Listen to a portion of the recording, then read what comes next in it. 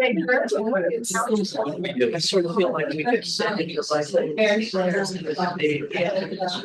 Don't say that to Dennis. Hi. Good evening. Welcome. My name is Laura Stinson. I work in development here at Center for Coastal Studies.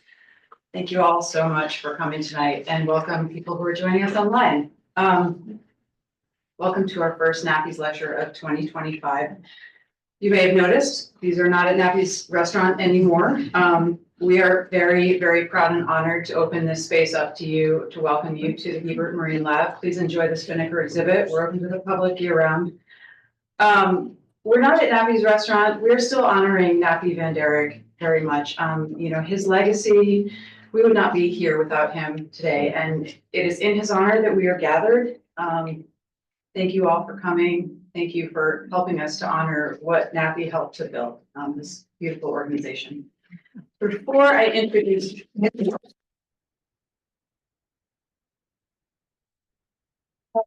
notes, so folks who are joining us online, you know, we're gonna have a Q&A after Dennis does some reading, and if you have questions, please put them in the chat and we will pose them to Dennis. Also, if you don't receive our emails, you can sign up for those at the little table over there. And we are very much in need of volunteers. If you are interested in volunteering, please sign up again at the table or talk to Jen McFarland. Where's Jen? She's our volunteer coordinator. She would love to talk to you about the many volunteer opportunities we have. So please see Jen. Okay. It is such a pleasure and honor to welcome Dennis here tonight. Dennis and I, and many of you, share the distinction of being Provincetown year-rounders. I wouldn't say we're superior necessarily. We're absolutely peculiar. Dennis first washed ashore in Provincetown in 1968. He's become an invaluable part of the community, as you know. He describes himself as a lifelong student of nature. He's worked as a wildlife biologist for the Cape Cod National Seashore, as well as decades as a naturalist aboard the Dolphin Fleet, and has a longtime connection with the Center for Coastal Studies. And of course, he's contributed to iconic local publications, including the Provincetown Independent, Provincetown Arts Magazine, and WCAI. Personally, I am always just delighted when I hear that Dennis is going to be our naturalist aboard the Sunset Whale Watches, because I know that he will bring his signature combination of fearless and frank observation, endless curiosity, and his deep love of the natural world. Dennis's wry humor and unflagging individuality fly in the face of indifference and resignation. He inspires all of us to risk connecting with the natural world and with each other, and all the joy and heartbreak that that entails. These are the qualities that fill the pages of his new book, Peculiar and Superior. It's a collection of essays, stories, and histories that capture the essence of this unique and treasured place that we call home. I will close with a line from a recent poem of his. We need the wild world to show us the way, even as we damage it beyond repair. Ladies and gentlemen, Dennis Minsky.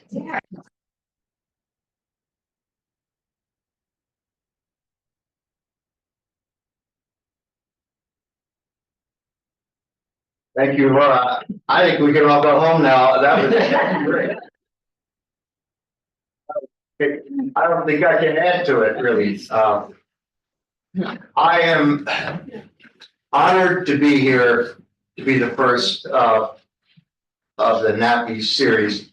My wife, Deborah, and I were friends with Napi and Helen from the very beginning, and I'll speak more about Napi, but I'm also forever in your debt, all of you, for showing up. I really appreciate it, and in this weather, and I mean it's heated and everything. I really appreciate you coming. It's I know many of you. I don't know all of you, but I appreciate all of you.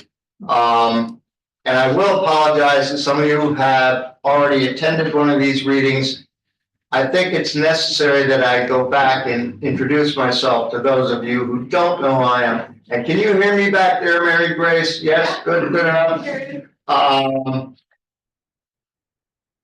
So the first thing, I will start with a disclaimer, because the promotional statement said no one knows the real bones of the place that is Provincetown, quite like Dennis Minsky. And that's not true. I know my Provincetown, you know yours. Everybody has their own sense of Provincetown. That's a part of the magic of it. So where my perspective and your perspective overlaps, that's good. It is a very special place.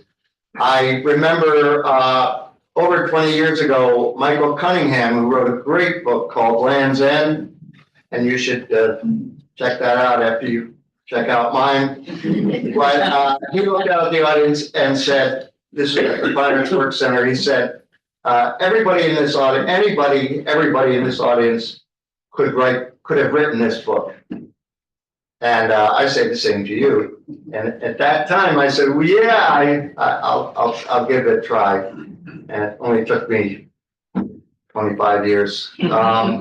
But I will say about this book, and Laura was very kind, and every other book about the Cape and about Provincetown, including Mary Heaton Vorse, Michael Cunningham, our own Kathy Shore did beautiful work on Provincetown, but nobody has captured it exactly.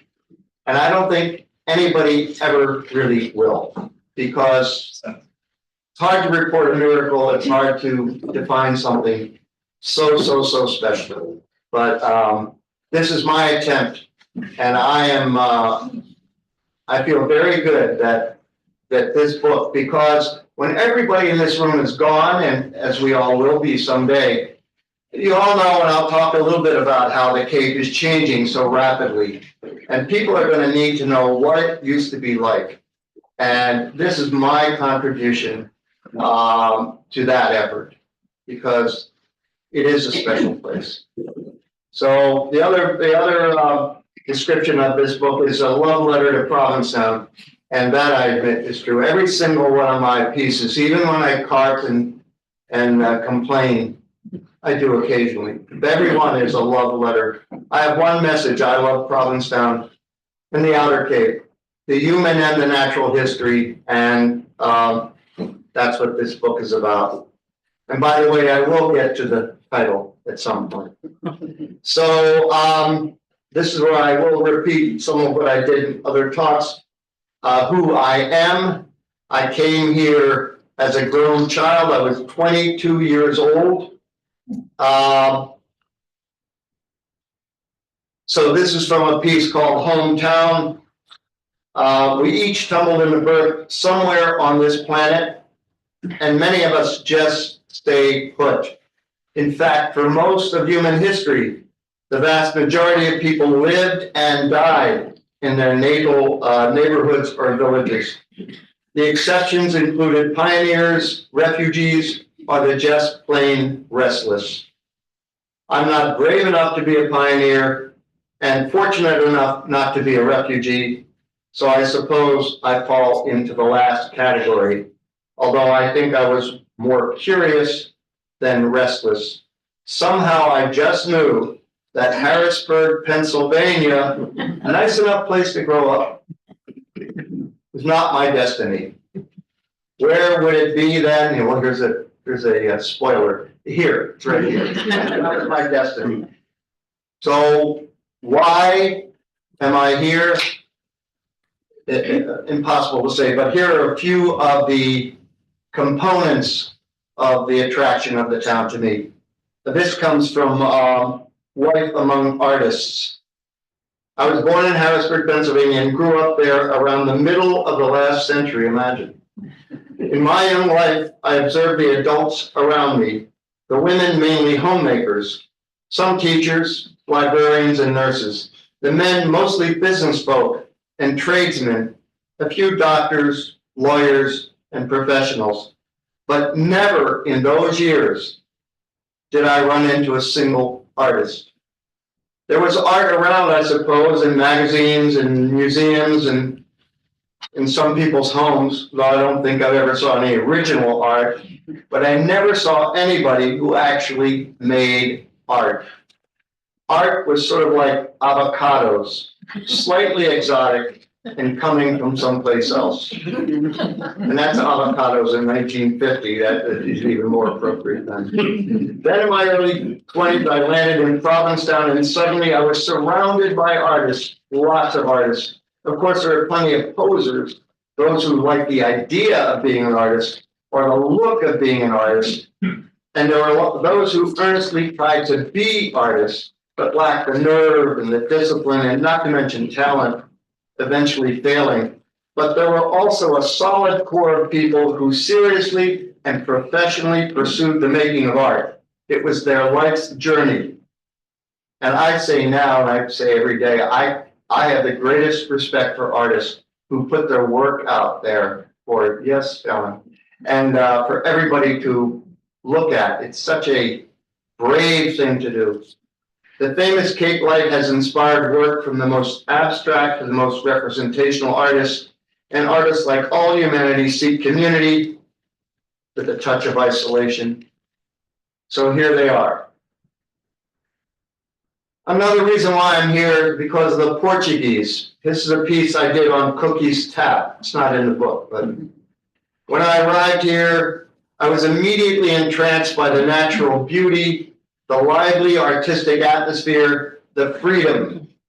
But most especially, I was intrigued by this group of people who seemed to be everywhere and so much a part of the history of the town and the fishing life that was its essence. There were not so many monuments to the Portuguese people, but their presence was all around in people's way of speaking, in their familiarity and intimacy, in their names, their nicknames, and especially in the food, which I first encountered at Cookie's Tap, which is now where the June Bar is, and it was a fantastic place. Howard Mitchum was there. Also, this is from a heritage of nicknames. I was a grown child when I landed here, I said that already, and entranced as I was by the counterculture scene of the 1960s, and you know the 1960s was also in the 1970s. I was increasingly drawn to and awed by the existence of the Portuguese here, who seem to be so connected to each other by their religion, right next door, their livelihoods, their food, and yes, their nicknames. For want of a better word, they seem so real. Isn't that what we're all seeking, to be real? Another reason why I'm here was because of the fishing. Now, I grew up on the banks of the Susquehanna River, literally a block away. But there was no fishing per se, occasional catfish. This is from Fishing is Our Essence. Even the dimmest-witted or party-dull tourist walking out on the wharf will spy a commercial fishing boat tied up alongside, maybe a bit rusty, maybe not, piled up with gear and tubs and equipment, and know that this is still a fishing town. Maybe he or she will see one or two real fishermen, guys, mostly guys, in those tall rubber fishing boots, scruffy jeans, sometimes blood-stained or bearing a sheen of scales, and know that fishing is an authentic activity and it happens here and lends its authenticity to the town. I've told too many times the story of the hitchhiking venture that brought me to Provincetown and won't go over it again. Actually, I will. But it is not the romantic fog of recollection, but the solid truth that my realization of the total aptness of this place to this person was instantaneous and has remained so ever since. And I've heard many others say the same thing, maybe some of you. So that, okay, hitchhiking, 30 words or less. So I came to Provincetown in 1968. In 1968, in I think it was April, so I had a 1955 Austin Healey with a Corvette engine in it. It was an unholy marriage. The thing was always got 9 miles a gallon, who cared back then? And it was always breaking down. So I wanted to come up here. I thought Cape Cod was in Maine, but So I came up here on the bus. In those days, the bus to Providence only ran on the weekends to Provincetown, protect the airport. So I got as far as Hyannis and had to hitchhike. And I was hitchhiking and it started raining. And I said to myself, I get 10 minutes and I'm going to cross the highway. There were no cars coming. I'm going to go to Boston. I've never been to Boston. I'll go to Boston. Well, if I had gone to Boston, somebody else would be here now. I would have had a whole different life. I'd probably be wealthy and successful. But I didn't. A 1953 Plymouth pulled over. Johnny Lisbon, some of you knew. By the way, a 53 car in 68 wasn't all that old. It was old. So he picked me up. He brought me to Ciro and Sal's restaurant. He introduced me to Mo Van Derek. I got a job. He found me a place to stay. And that man, sadly, no longer with us, could never buy a drink in my presence for the rest of his life. So anyhow, again, I repeat, in 1968, my first winter rental was above the restaurant, and I paid $50 a month, okay? I was just a busboy at that time. I worked my way up the waiter, but $50 a month. I paid my whole winter rent, $400 or $350 at once, okay? Deborah and I, our first apartment in the East End, 606, was $77 a month, okay? Now, those were winter rentals. Summer rentals were a little higher, but they were possible. People lived here. Normal people, working people lived here. We bought our house in 1972 for $35,000. It was a bit of a reach back then, but at that time, you know, I worked for the seashore during the day. I worked at the restaurant at night. Deborah worked for the paper. We were working. Well, I was people. working for Ciro then. Both, okay. So the point is, we were working people. We could afford to live here. And there were working people living here. And I don't have to go into what the situation is now. Okay, it says skip. Okay, the title of this collection of columns, Peculiar and Superior, might seem itself to be peculiar. I admit that it is.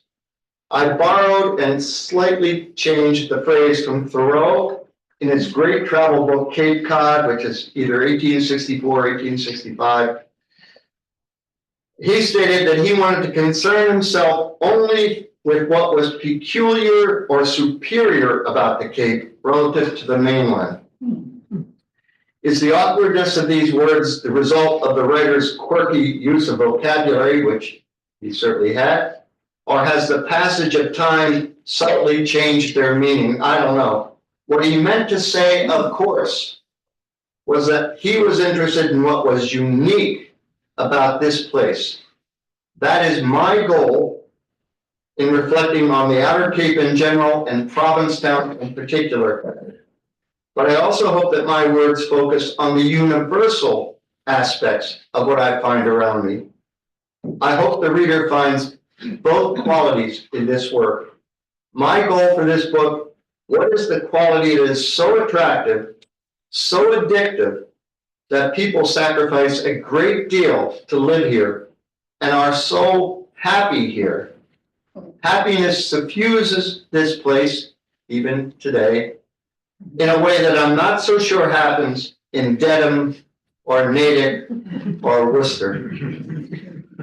Apologies to those places. Why is that so?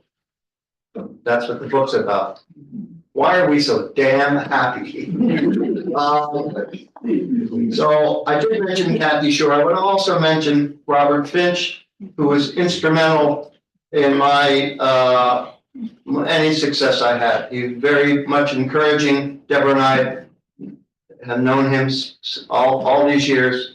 And he encouraged me and he helped me, and I wouldn't be up here without him too.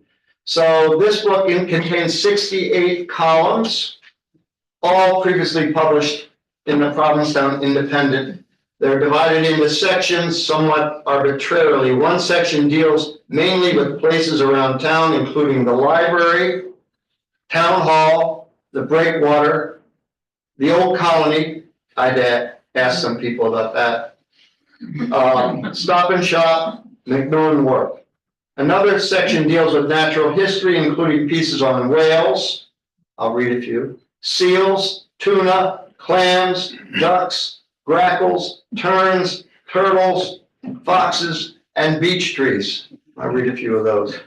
There are a few pieces about the Portuguese, and there's a section devoted to people around town, 11 profiles in total. And I'll read a couple of those. So I would also like to say that I would be very happy to be interrupted at any time. If anybody has any questions or comments, I'd be very, very happy to hear them. But my friend Philip Porter here, who had more experience at this than I do, said you should read more and talk less. People want to hear. So it's a little late, but I'll start that now. So That's wrong. it's not 5:10, is it? Anyhow, as I said, I'm so honored to be the first speaker in Napi series. This is a piece I wrote about Napi, and it goes like this. Back in 1969, we acquired a street dog named Napi. He was a real son of a bitch.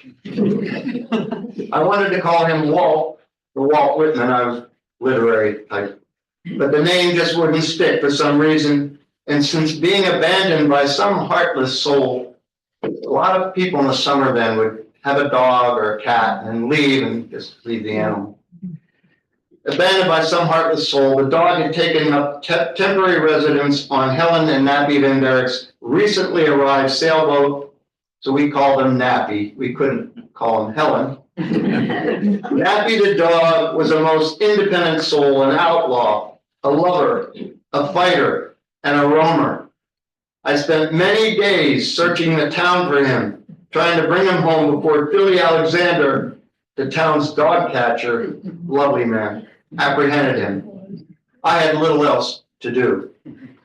I remember one late afternoon, winter afternoon, going down Alden Street, I think it was Alden Street, shouting, Napi, Napi, Napi, when a window suddenly fell up, and the estimable Pat Saffron leaned out and called, what do you want with my son? It's his mother. Small town experience. We have them every day, right? Pat Saffron died on Christmas Day in 1993. Her son, that son, Napi Van Derrick, died on Christmas Day 2019. He joins many other good people who left this town this year. Wrote this in that time. He will probably garner a bigger obituary, not because he was better than others, but because he was bigger, outsized, larger than life, a force to be reckoned with, in your face. Napi, whatever he was ours. People are saying it's the end of an era, and it's true. Napi's life spanned an important segment of Provincetown history, and he was a major player in that history, as most of you know. Imagine Harry Kemp, 1883 to 1960, would buy little Napi and his kid brother Mo an occasional cookie at Tilly's Market.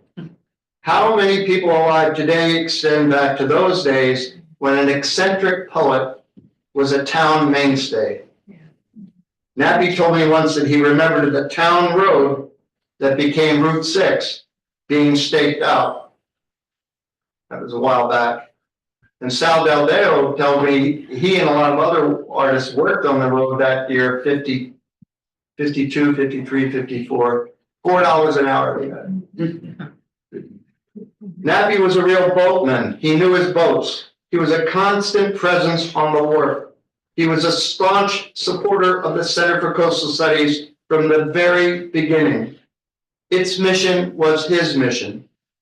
He was a major collector of art and a patron of artists, none more than Jackson Lambert. Napi saw the genius in him and in so many others. Napi's renowned collection of local art now outlives him, is an entity in itself.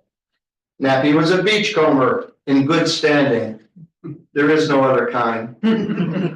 Napi was a businessman who created a restaurant that, like his art, will outlive him and serve this town. It did outlive him.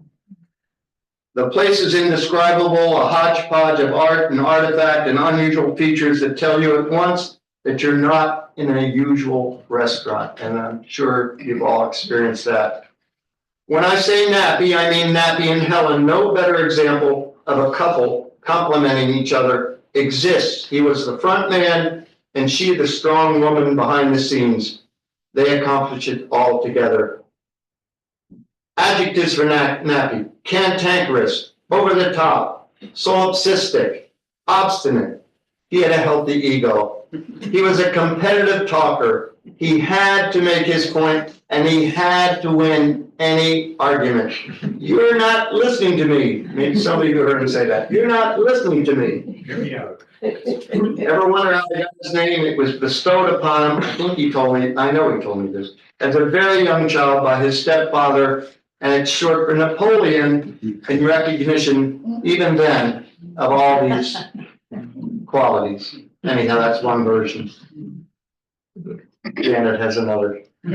These same qualities, which mostly endeared him to us all, did not work in every circumstance. Napi remembered working as a dishwasher at Cyril and Sal's restaurant in the early 70s, but I remember him on the floor as a busboy. That's right, a busboy, and not a very good one. My then girlfriend, now wife, Deborah, was the hostess, and she would say something like, Napi, take those 2 deuces and make a 4-top and set the home table for a party of 8, or something like that. And whereupon Napi would pause and reflect and say, no, I think it would be better to use a 4-top at the corner table and keep the 2 good, all like that. And so the debate went on as the people waited to be seated. Couldn't tell them anything. Ah, Napi, seat them any way you wish, any which way. You were ours, and this town is the better for it, and will truly never be the same. That's Napi. Now, since we're at the Center for Coast Studies, I will read one about Charles Mayo III. Last night, I joined a crowd in Provincetown's beautiful town hall to celebrate the life and career of Stormy Mayo. With all those attending, I was paying homage to the man who has devoted his life to the cause of whale research and conservation. But amidst all the accolades being delivered on stage, my attention kept drifting back to the hundreds of people in the audience. I kept wondering while I tried to listen to the toasts and roasts, why exactly all those attendees, including myself, why were they there? Certainly, we all cared about the cause to which he has devoted his life, the health of our ocean ecosystem, and the well-being of its inhabitants, from the smallest zooplankton and phytoplankton to massive whales. But there was more going on. Perhaps beyond any other animal, we humans find ourselves undeniably attracted to success. We can and probably should debate what constitutes success, but a life seemingly well lived is obviously and extremely attractive. The successful among us garner attention and adulation. When we celebrate them, we're celebrating those qualities we hope to find in ourselves. For most of us, these qualities are in short supply compared to what we think we see in our heroes. But the comparison can be instructive if not taken too far. It's been said that the only real and lasting good any of us do in our lives is by example. Many, not all, of us spend time thinking about how a life should be lived. Some resort to religion or political affiliation to get meaning. Self-help books abound, but there's no substitute for example. I'm in no way qualified to analyze the secrets of Stormy's success, and I doubt that anyone really is, least of all the man himself. I'm happy to say that he is still with us. This was not a posthumous celebration. Still, he would not be available for comment on this topic, nor would I bother to ask him. I'm also happy that we are celebrating a scientist and not a business tycoon. Whom we celebrate says something about who we are. I've never worked directly with Stormy, but I've been his neighbor for over 50 years. My dog and I trespass on his property on a daily basis. I therefore have an almost infinite number of snapshots of the man in real time. The first thing that occurred to me as I watched him on stage last night, sitting inside an ersatz whale mouth, some of you were there, listening to the many tributes, is that it was the first time I'd ever seen him sitting. He's always in motion. I told him long ago that his tombstone, if he has one, should read, always doing something. I've never seen him reclining on a beach towel. I've never seen him in an Adirondack chair, always in motion. It's difficult to imagine Stormy sleeping. Some of you tried. Although I suppose he must do so, probably grudgingly. It is fair to say that he is driven in whatever he does, from whale biology to growing dahlias. It's work for him. But there's more than one way to live a life and more than one way to be successful. You can be an activist in more than one way too. Laura Kelly, who champions a natural approach to meaning our yards and gardens, is in the Stormy mode, always proselytizing. Scott Landry, the director of marine animal entanglement at the Center for Coastal Studies, has a quieter yet steady persona as he and his team engage in an almost impossible task. Even heroism has many, many forms, as there are as many people pursuing it. Years ago, I wrote a column, The Heroes Among Us, about those who have pulled themselves away from the addiction to alcohol. Not many of us will ever get the recognition we deserve. There's only one true judge of your life, and it looks out at you from the mirror. It's not a town hall full of people, but it's just as real.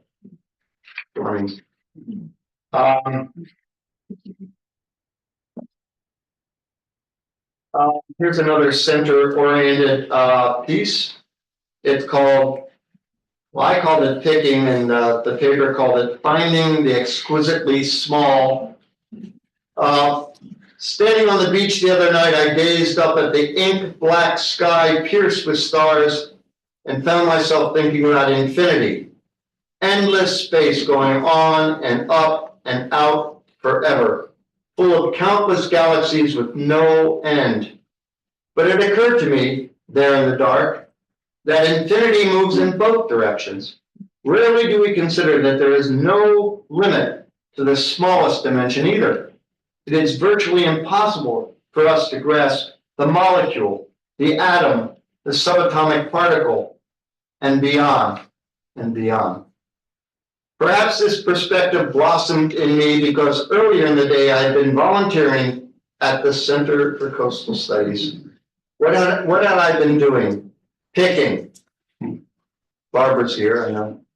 How to describe it? Hunched over a white enamel tray on a counter in a basement lab under a magnifying lamp, sorting through a clump of mud and sand, carefully picking out tiny organisms with forceps and placing them in separate little labeled petri dishes of alcohol.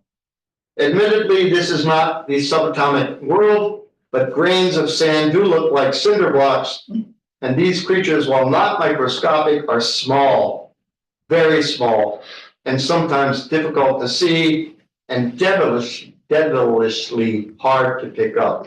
Hard word to say. What kind of organisms? There are minuscule mussels and clams, just some little specks, various kinds of worms, side swimmer, amphipods, different species of tiny crabs, and sometimes an exquisite baby starfish. The sample I was working on had been collected at Nauset Marsh, one of hundreds, probably thousands, from there and other important places on the Cape over the years, including Barnstable Harbor, Pleasant Bay, Wellfleet Harbor, East Harbor, Pilgrim Lake, and Herring Cove. Dr. Agnes Mittermeier, marine ecologist at the center, oversees this study and has exploited dozens of volunteers, including colleagues, interns, and old gaffers like me. She reports that over 474,000 little invertebrates have been tallied, representing an astounding 415 different species. Who knew there was so much life in what we casually stomp on during a low tide stroll? This is descriptive science. It provides baseline data about what life occurs at what season in a given location. It is absolutely essential knowledge and woefully absent in many parts of the world. Quote, nobody has ever looked before, unquote, says Agnes. Knowing what we have can tell us what is being lost or changing over the years. It's critical to assess the effects of cataclysmic events like Hurricane Sandy or the BP oil spill, and for incremental threats like climate change. It's akin to taking your temperature or having blood work done to monitor your health. Thoreau's methodical accounts of plants and animals in the mid-19th century are now being compared to those in Concord today, currently, with surprising results. And this work happens, like much science, pick by pick by pick. So who cares about a bunch of little critters in the muck? Agnes, as an ecologist, is keen to look into relationships between these organisms, who eats whom and on up the chain. She investigates the intricate food webs of the sediment. These are the creatures that all the shorebirds are pecking out of the mud as they stop on their migrations north and south. Some of these tiny birds actually double their weight. I do that in the winter too. To achieve journeys that cross hemispheres. These little invertebrates at the water's edge fuel the miracle of migration, and they feed fish, which feed us. Chrissy Hudak, who also I think was here, Agnes's colleague at the center, is conducting with her team similar research on the food sources of the endangered North Atlantic right whale, tiny oil-rich copepods the size of grains of rice, the only thing these whales eat on purpose, I think. Her research takes place in the water column, while Agnes is focused on the sediment. There is beauty in this Lilliputian arena under the microscope. A meditative Zen-like state comes upon me as I enter this miniature world. I am so indebted to Agnes and the center for giving me this opportunity to see the world with fresh eyes. Laura mentioned volunteers. Good place to volunteer.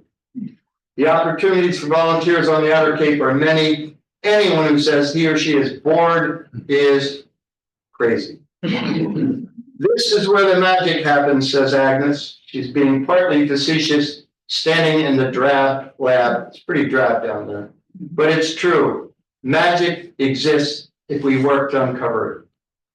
We rightly celebrate the artists of the Cape, but let's not overlook the scientists in our midst. I don't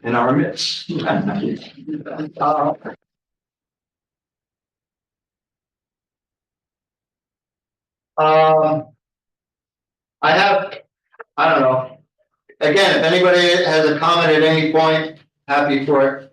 I have a couple whale pieces. I will mention that I knew Spinnaker in her life. So it's fitting that we do recognize whales. This is called Welcome to the Whales World. On a still and windless day in late March out at Herring Cove Beach, dozens of people faced the water. Low voices traveled through the still air and over the sand. There was a hushed tone to the crowd, as you might hear in a cathedral. A quiet delight was in the air and a sense of sharing. We were watching groups of right whales just offshore. Some were skin feeding, pushing their huge, ungainly heads through the water, showing their baleen plates. Some rolled over and revealed their odd paddle-shaped flippers. Some fluked up and revealed their perfect black tails. There was at least one cat among them. I appreciated the whales, of course, but the people interested me most. There was magic in their reactions. Closed off in their domiciles for so long, this was during COVID, they reveled in the connection to these rare and critically endangered animals. It's not the first time I've observed this magic, and definitely not the last. After all, my job is on a commercial whale watch, and I've been observing people observing whales for decades, 3 decades this year. Later on one of our April whale watches, a beautiful fin whale surfaced right alongside our boat. The water was so clear that her entire body, over half the length of our 100-foot boat, was visible. Her colors defied description: steel blue, gunmetal gray, a blaze of white, a frosting of orange diatoms. Again, I was interested in the whale, but it was the passengers' reaction that most captivated me, a collective gasp at such colossal beauty. This summer out on Stellwagen Bank, the humpback whales were the stars. Sometimes one would even launch its entire body out of the water and up into the air. One day a little calf did so repeatedly and intermittently rolled over and waved its long, white, blade-like flipper towards the boat. The joy of the boat was palpable. Some people hoot and holler, some even cry, some curiously applaud, not knowing another way to show their appreciation. I always think it's so funny that people will applaud. You have an animal in the water. What the hell's that about? This is not about how we love the whales. This is about how we fail them. The day the calf entertained us was a Saturday. We were not alone with the whale. 6 small boats accompanied us all the way out from the harbor. They know that we will bring them to Wales. When we got out to the bank, we encountered another dozen or so of these small craft.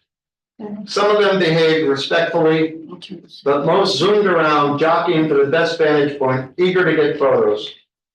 They showed no regard for the beautiful creatures they were trying to get close to. One boat actually went through a bubble cloud, which is one of the humpback's mechanisms for capturing fish. One boat separated a cat from its mother. Another cut off its apparent direction of travel, and we have seen boats hit whales. Welcome to the whales world in summer. Before you label me a hypocrite, you can. After all, am I not out there doing the very same thing? Let me explain. The commercial whale watch boats are dedicated to responsible behavior out there. We follow a set of guidelines called whale sense, which basically boils down to respect for the whales. We are not blameless, but we do our best. The recreational boats probably meant no harm, but certainly do cause it. It is harassment, pure and simple.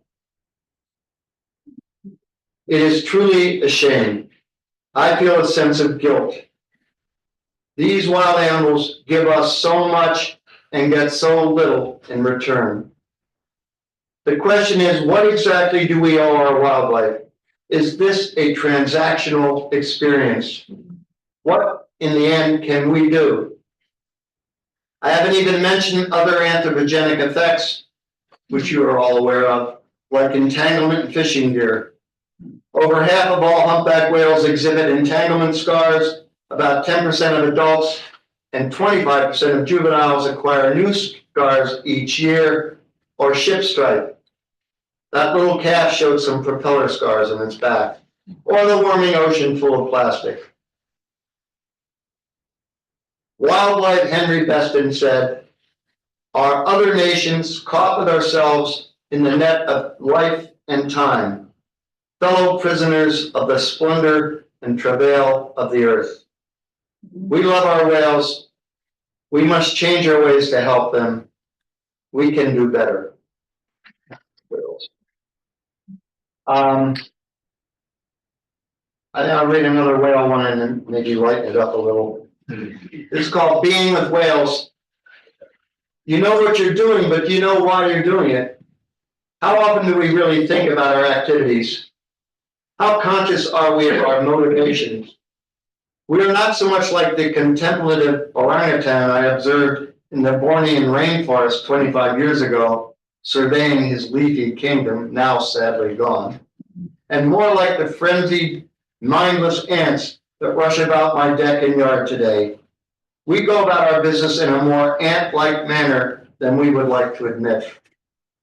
I have previously written about our pursuit of pleasure or joy beyond work, but this topic bears more reflection. How about the golfer swatting a little ball into a tiny hole many yards distant and then doing it again and again? How about the pickleball player rushing around to the annoying talking sound of that missile? And how about the people who go whale watching?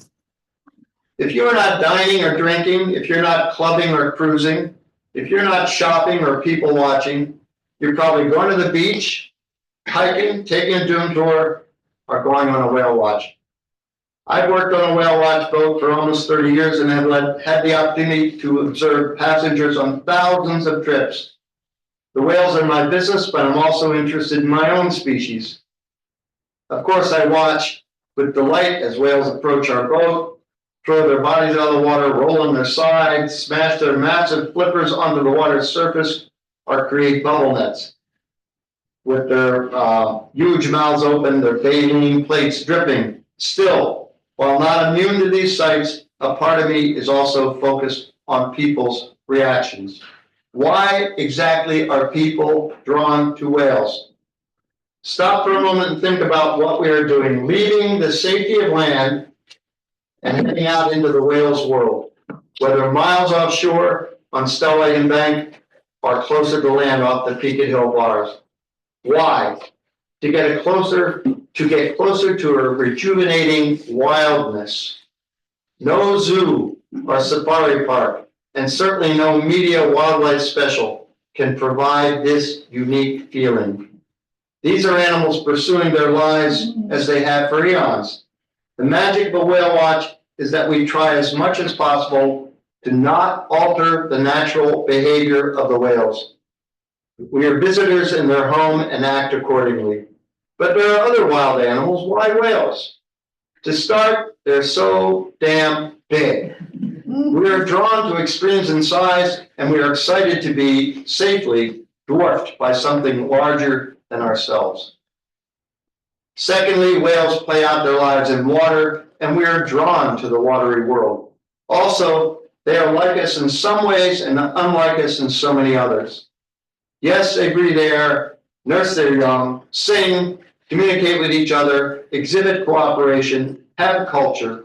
But think how differently they live their lives. Just think about this. While they have vision, they live mainly in a medium of sound. And they occupy a three-dimensional world compared to us flatlanders. Try to imagine what the surface of the ocean must mean to them. I've been thinking about this for 40 years, and I can't comprehend that. The surface between the water and the air. Whales have no territories, no belongings. They do not compete for resources. Citizens of the world, they live in both hemispheres and migrate vast distances seasonally. Finally, there is our history with them. In my lifetime, whales have morphed from commodities. Over 33,000 northern hemisphere whales documented harvested in 1966 alone. We have the beetles then and so on and so forth. 33,000 whales killed in the northern hemisphere, far more in the southern. They morphed from commodities to environmental icons. We are still paying our respects to these fellow beings for so long brutalized and with continuing problems, and approach them with apology and humility. We are told we live in the Anthropocene, that our effects on the planet match or exceed any other force in its history.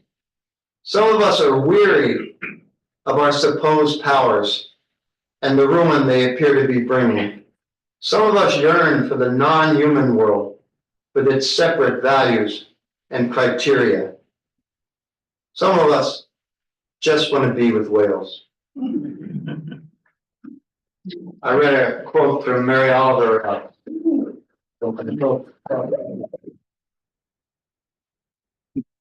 Mary Oliver said something about she was tired about living in the cleverness of this world. I'm gonna a couple of these are getting a little serious. So I see David out there, so I'm going to do a bird one. This is called, and I didn't print it out, so if I could do this. Ducks in a snowstorm. Within the silence of the snowstorm, I walk the frozen beach, boot crunch, the only sound accompanying me. The muffled white air swirls and eddies, and then I hear it from out over the water, across the sand, to me, the most recognizable and readily identifiable and fundamental animal sound, one that might be the first that children learn. You can follow along with me. Quack, quack, quack, quack. Is there a happier noise in this world? Through the mist, I see two black ducks out in the water, facing each other and conversing about what we will never know. They are the only dark forms in an otherwise white world. What an absolute miracle these ducks are. What emissaries from the natural world, coming to us in the middle of a pandemic, written back then, political turmoil, and inclement weather. And we got all those. What balm they can bring to the mind prepared to fully take them in. How they manage to not only survive, but thrive in the harshest of environments without complaint or clamor. Actually, winter is the best time of year to see and hear ducks on Cape Cod. One can easily encounter a half a dozen, and with a bit of effort, perhaps a couple of dozen, right, David? Species of ducks and geese in our bays, oceans, lakes, and ponds. There are far fewer in summer when most leave for the north to nest. The ducks range from the smallest, the bubblehead, described in one field guide as resembling a bathtub rubber ducky, bobbing up and down, all the way to the large and bulky common eider. Geese and swans, of course, are larger still. The facts about these feathered friends are astounding. They successfully spend time in all three elements. Think about it: air, water, and land, although they are least elegant on land. A long-tailed duck, kind of sea duck, can dive up to 200 feet and stay under for over 5 minutes. Surf scoters, another sea duck species, swallow whole mussels, whole, and crush the shells later in their gizzards. Ducks are not just getting by in this weather, they are courting and having sex, always in the water. On a day like this, how many? I won't. Speaking of sex, a male duck is one of the few birds to have a penis. Yeah, I said it. And it is all down, corkscrew shaped.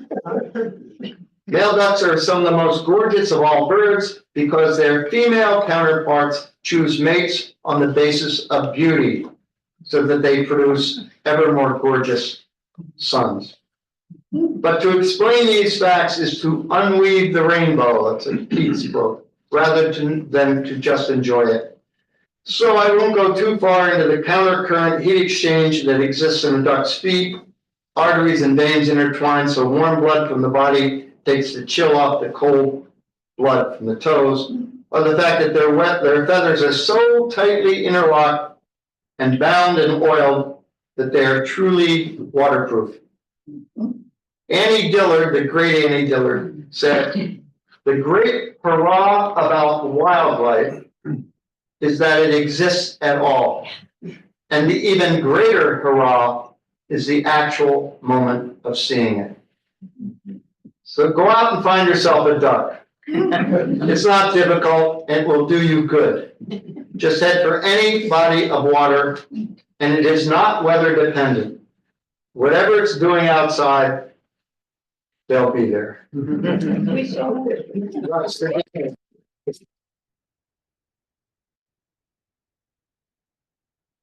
How are we doing on time? Oh, it is? That clock is wrong. Yeah, oh, 6 o'clock. All right. You want to stay another hour or two or what? I got a request from Sue Kale, so I'm gonna end with a little more, I don't know, you be the judge. This is called Alleyway. In every soul, there's an alleyway. And every town has one. Every town has a place like this, at least one place like this. Even in beautiful Provincetown, full of narrow, winding lanes, lovely gardens, charming old houses, galleries, shops, sandy beaches, you'll find an alleyway. This one might be considered the underbelly of the town if you tend to be judgmental. It is off the beaten track, not exactly a destination, except for those who seek it. This narrow passage between the Old Colony Tap and the Lobster Pot Restaurant, both are venerable establishments, although the OC is a bit shabby and tattered with peeling paint and shed shingles. Maybe some of you know. Some call this area Clam Alley, but like many real places, does not actually have a name. It is visited mostly in the deepening shadows of the afternoon or in the heart of the evening or late at night, even after last call. It is just steps away from the busy center of town. Churning Commercial Street is at one end, headlights and bobbing heads passing by, preceded by their shadows. The Bradford Bar and Restaurant across the street, and at the other end, the Harborside Beach and the lights of fishing boats and Macmillan Wharf, and nearer by the upturned dories like prehistoric creatures lying amidst the beach grass. The ghost of Eddie Ritter calls out. Some of you knew him. On the right side of the alley is a row of ripe garbage cans from the pot. Right. On the left, a bunch of bikes drunkenly lean against the wall, and sometimes a parked motorcycle. Underfoot are shells and cigarette butts. On either side, sprouted weeds lean in. This is an arena for drama. It is off stage for the Old Colony. Inside. Through the sagging side screen door, people spill out into the alley to pursue important conversations where they can be heard above the blaring and excellent jukebox, perhaps playing Santana's Black Magic Woman. Arguments are resolved, usually by lack of focus and inattention, rarely with shouts and fists. Joints are lit up and passed sloppily around, and cigarettes too, since the indoor smoking ban. Clandestine communications are conducted. Occasionally, the preliminary steps of assignations are initiated. I had to do research on that. Most sex, I am told, takes place on the darkened beach beyond. But, says one confidant, there's nothing like getting backed up against the wall in the dark and getting stranger kisses, not even knowing the guy's name, maybe just the name of his boat. For some, this is the place for the later stages of drunkenness, for stumbling and fumbling and falling down. One such stumbling fool who couldn't manage to light his own cigarette and apologize repeatedly is told by my friend, "Enjoy that jag, buddy, you paid for it." Oh, for the pre-pandemic days, for the old days of random excess and wildness and indulgence, to be young or not so young, to be alive and half lit, and enjoying the hilarity of life and good company on a beautiful summer evening in our own cocoon in Clam Alley, or whatever you want to call it, to await, if you survived all this, the next great chapter of your life in Provincetown. That's Howie.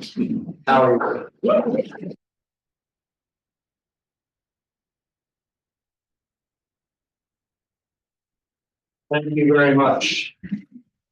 Here are the ones I'm not going to read.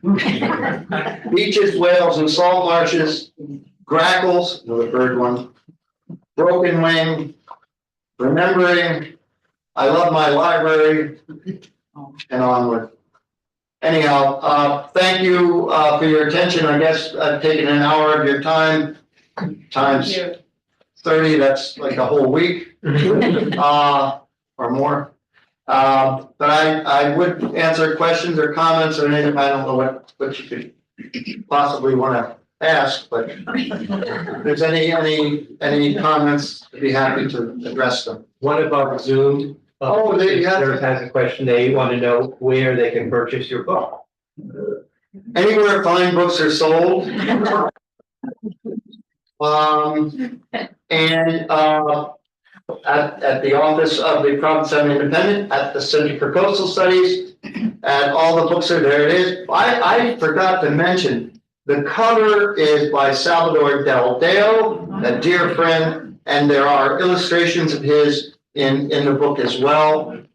So it's worth just for the cover. It's worth it. And then there's also some writing. You get it at Farland Provisions, East End Market, on and on and on. So hopefully, or call me, I'll bring them right to your door. Well, you have books right over there that people. Oh, I do. And you can autograph.